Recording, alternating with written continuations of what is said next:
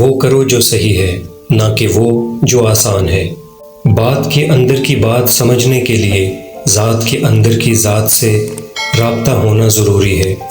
ایک مرد کسی بھی عورت کے ساتھ خوش رہ سکتا ہے جب تک کہ وہ اس سے محبت نہ کرنے لگے۔ رزق لو یا موقع گنوا دو، نیچے گرنا ایک حادثہ ہے، نیچے رہنا ایک مرضی ہے۔ کبھی اپنی چال کا اعلان مت کرو جب تک تم اس کو چل نہ لو۔ ان لوگوں پر زیادہ توجہ دو جو تالیاں نہیں مارتے جب تم جیتتے ہو۔ اگر تم ہارو گے نہیں تو تم کبھی بھی جیت کا مزہ نہیں لے سکتے۔ جیسا سوچو گے ویسے بنو گے، تمہارے خیالات ہی تمہاری تقدیر ہیں۔ آج تک کوئی اچھا آدمی بہت تیزی سے امیر ترین نہیں ہو سکا۔ جب تم ہمت ہارنے لگو تو سوچنا کہ تم نے شروع کس وجہ سے کیا تھا۔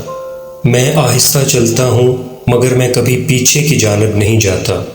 نفس 4 چیزوں سے ہلاک ہوتا ہے: خاموشی کا خنجر، بھوک کی تلوار، لوگوں کے مجمع سے الگ تھلگ رہنا اور کم سونا۔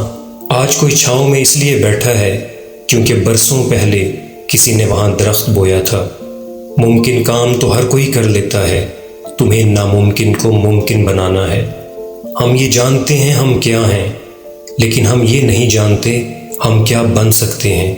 اپنی آواز اونچی مت کرو، اپنی دلیل کو بہتر کرو۔ کسی شخص سے کوئی توقع مت رکھو، تم کبھی بھی مایوس نہیں ہوگے۔ جو شخص کوشش کرتا ہے اس کے لیے کوئی چیز مشکل نہیں۔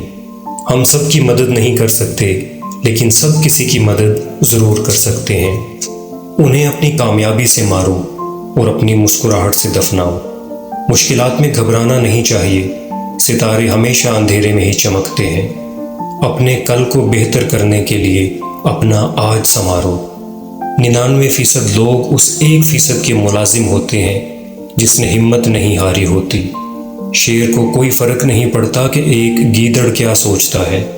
جو آدمی ارادہ کر سکتا ہے اس کے لیے کچھ بھی ناممکن نہیں۔ 10 میں سے 9 برائیاں اور تکالیف صرف سستی سے پیدا ہوتی ہیں۔ اگر تم وہ کرتے ہو جو ہمیشہ سے کرتے آ رہے ہو تو تمہیں وہی ملے گا جو ہمیشہ سے ملتا آ رہا ہے۔